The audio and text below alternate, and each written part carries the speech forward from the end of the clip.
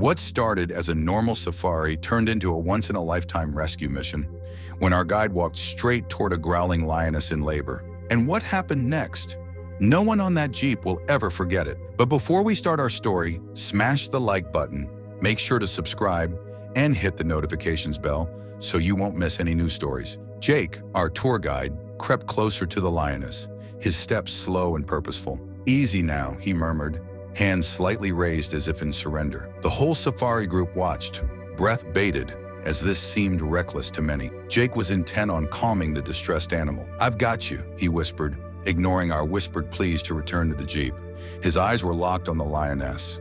Just a few feet away now, the lioness bared her teeth with a deep, rumbling growl that sent shivers down my spine. "Back up, Jake," someone muttered, gripping the edge of their seat tightly. But Jake remained as calm as ever, almost as if he was in a trance. His keen eyes never left the lioness. She seemed torn between warning him off and seeking some unknown comfort. Jake wasn't backing down. Instead, he crouched, bringing himself to the lioness's eye level. "Let me help," he said softly. We were dumbfounded by his courage. Each second felt like eternity as Jake moved closer. Then, out of nowhere, a rustling sound erupted from the nearby bushes. Everyone's heads whipped around like synchronized dancers, eyes darting to pinpoint the source.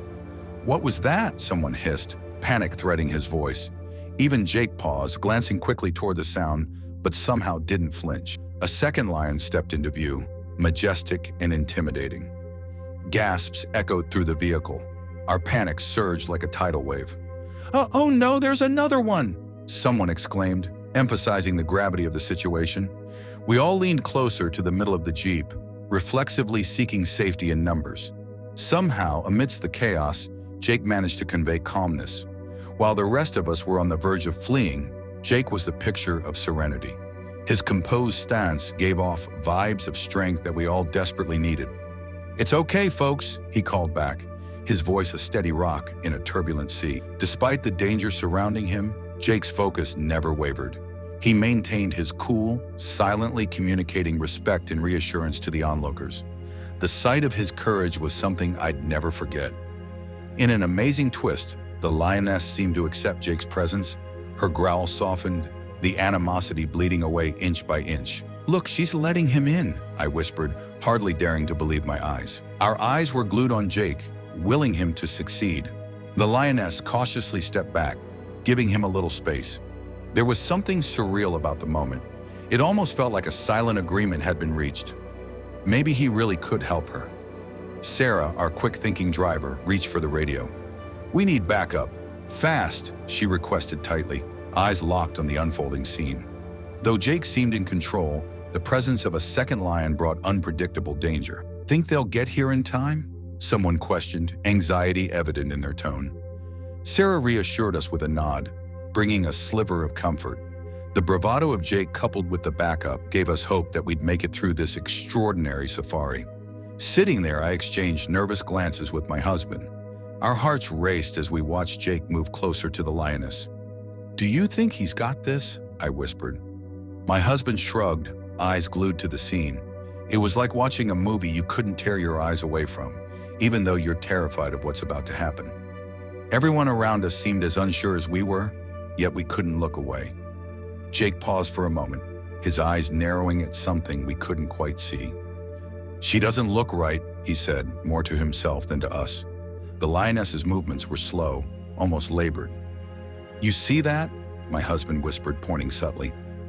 I nodded, feeling uneasy. Jake was sensing something off, like a puzzle he couldn't quite figure out, and it made us all anxious. Was this a bad sign or just his bravado kicking in? Suddenly, Jake turned around, urgency in his voice. "Someone tossed me the medkit," he shouted. His call snapped us back to reality. It was like being pulled from a dream. Our senses went on high alert. "Quick, quick," a fellow tourist urged, looking around. Jake needed help, and I felt a rush of adrenaline, but I couldn't move. The urgency in his voice was a reminder that this wasn't just an adventure, it was serious. Sarah leaped into action, twisting in her seat to grab the medkit behind her. "Here it is," she called out, her voice cutting through the tension. She thrust it towards me, and I took it with shaking hands. "We've got to get this to him," she said, her eyes wide. It was a moment of pure teamwork, no hesitation, just our focus was sharply on Jake, knowing this was more than just a safari. I hesitated for just a second, gripping the medkit tightly. The Jeep felt like a safe bubble, and tossing that kit meant breaching the safety. But Jake needed it.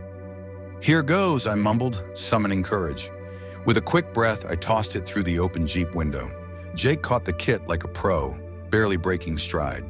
He moved closer to the Lioness, kneeling down and opening it with practiced hands. We watched in silence, forgetting our own fears. His voice was barely audible as he murmured to the Lioness, examining her swelling belly. The tension among us thickened, but his composure steadied us. Then, with a gentleness that defied the danger, Jake patted her side and spoke softly.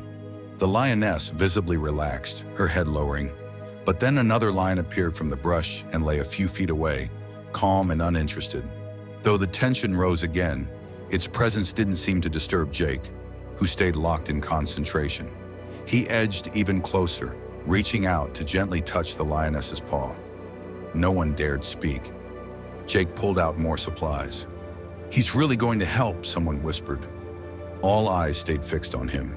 He worked with quiet intensity, and we were drawn into his unwavering focus. Then Jake leaned in and called out, "I think there's a problem with the birth."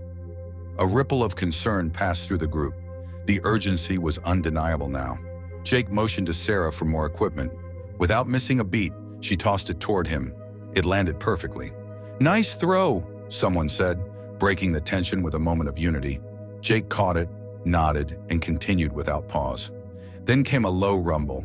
A helicopter appeared in the distance. "What are they doing here?" I asked. Sarah was already on the radio, trying to communicate over the roar. The arrival startled the animals, heightening tension. But part of me felt reassured. Help had arrived. One lion backed away, unsettled by the noise. Sarah tightened her grip on the radio. "We need a plan," she told the incoming team, her tone calm but commanding. She relayed instructions efficiently, grounding us with her presence. The coordination was seamless, and we were grateful for her steady leadership. The safari had shifted from adventure to survival. We clung to control, attention divided between Jake and the wild. Then something changed. Jake paused, squinting at the lioness's paw.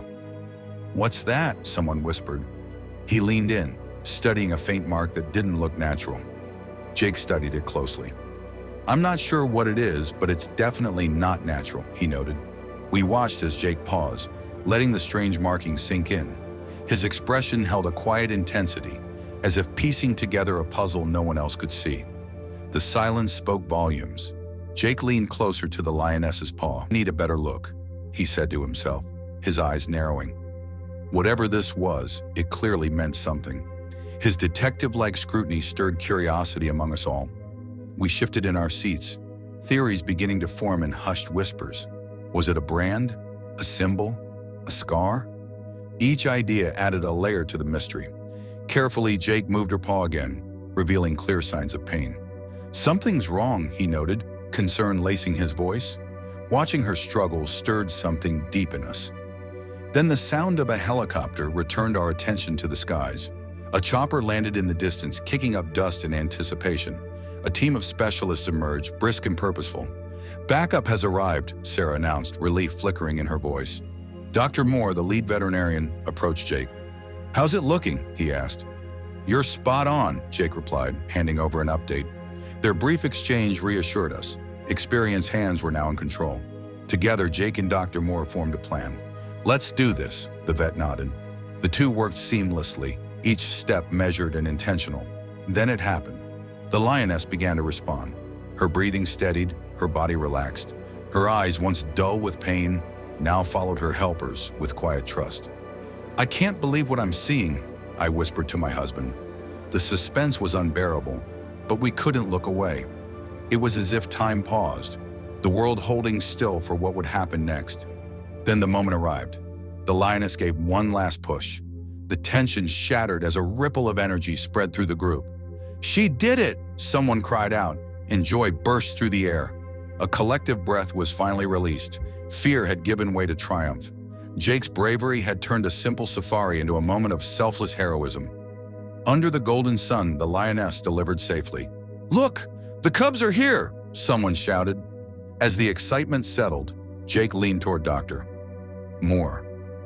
"There's something I need to show you," he said, pointing to the strange marking on the lioness's paw. Dr. Moore squinted. Curiosity sparked. "What do you make of it?"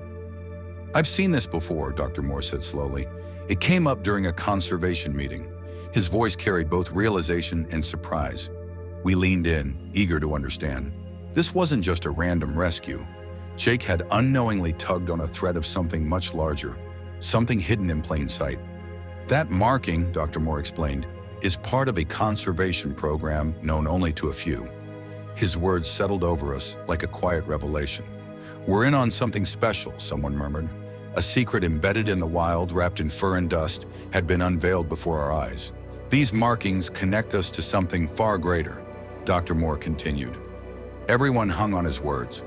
"She's not just any lioness," Jake added. The depth of the moment hit us all. What we had witnessed wasn't just survival, it was legacy. Dr. Moore raised his voice just slightly, his tone reverent. "She's critical to a rare wildlife program." Gasps rippled through the group.